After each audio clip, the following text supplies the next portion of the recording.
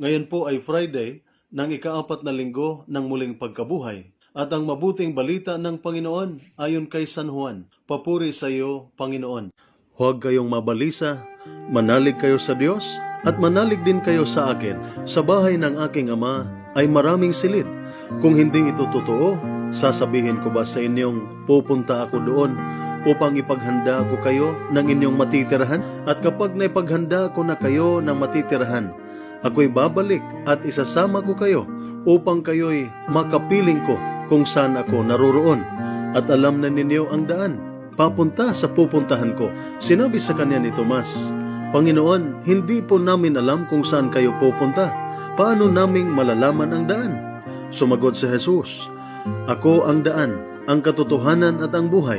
Walang makakapunta sa Ama, kundi sa pamamagitan ko. Ang mabuting balita ng ating Panginoon. Pinupuri ka namin, Panginoong Hesukristo. Saan po ba magtatapos ang ating paglalakbay sa buhay na ito?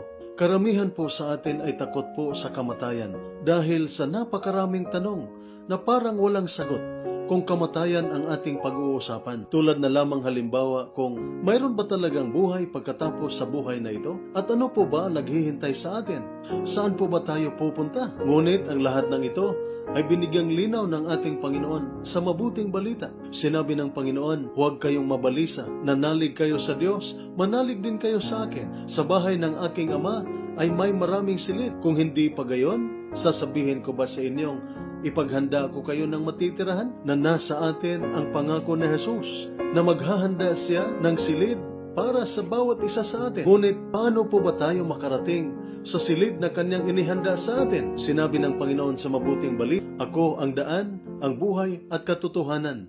Ibig sabihin, ang sikreto upang malaman natin kung saan tayo pupunta at upang ito ay ating marating ay ang pagsunod kay Jesus. Kay Jesus, sa kanyang katauhan, sa kanyang buhay, at sa kanyang mga turo, kahugis ang daan tungo sa buhay na walang hanggan. Alam po natin na ang buhay natin dito sa mundo ay wala pong katiyakan. Hindi po natin natitiyak kung kailan po magtatapos ang ating buhay. Ngunit maaring ito'y bigla na lamang darating sa atin. Kaya kailangan po nating mag-invest. Kailangan po nating mag-impok ng kayamanan sa langit at hindi po ng kayamanan sa mundong ito. At ito ay ating magagawa sa pamamagitan ng pagtulong sa ating kapwa. Maging buhay tayong simbolo o tanda ni Kristo para sa kanila. Hindi po ito madali.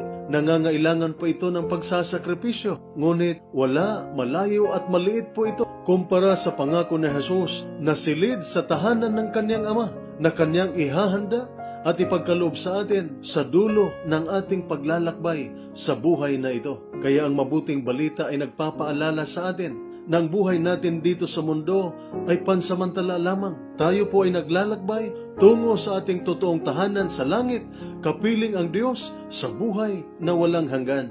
Ito po ang salita ng Diyos, ang ating gabay. Let us pray. Lord God, Almighty Father, Creator of mankind and Author of peace, those who take refuge in you will be glad and forever will shout for joy. Protect our soldiers as they discharge their duties. Protect them with the shield of your strength and keep them safe from all evil and harm. Grant them courage and hope.